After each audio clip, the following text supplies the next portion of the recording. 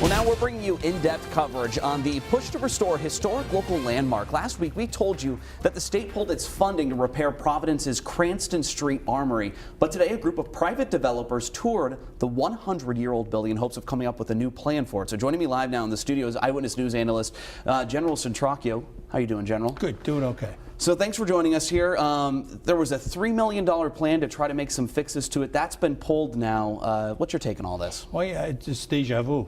In 1997, at my recommendation, Governor Almond closed the Armory because it was unsafe, and much of the deterioration was happening within the infrastructure itself.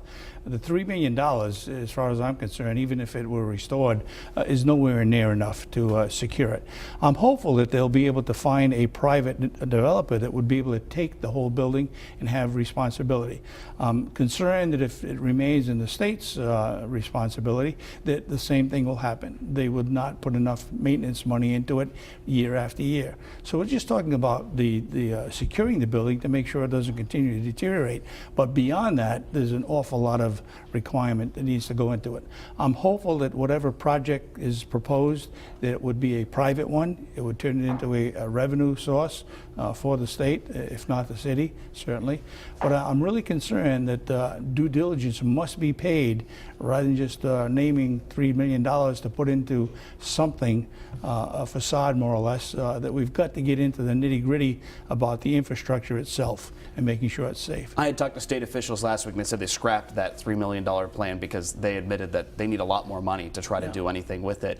You probably know this building a lot better than most people. I mean, you were part of the plan to make it to close it originally, so you know it pretty well. What can you tell me about the history of it? It's a wonderful building, you know. It's certainly, but I think you have to be realistic as to exactly what we want to happen here.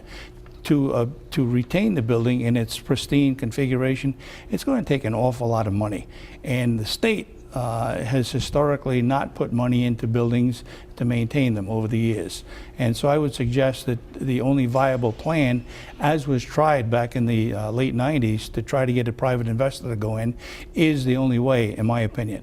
I think we need to be extremely careful not to put more state money into it and all of a sudden have another liability on the taxpayer with no revenue coming in. So I'm hopeful that whatever plans are produced, it would be a private industry effort, and it would fall into the hands of a developer and not continue with the state. Thank you very much for that take. We appreciate it, General. Thanks for joining us here at 6:30. And make sure you can see extended coverage right now on this story if you go to WPRI.com. That includes a photo gallery of the 100-year-old landmark. It's all on our homepage.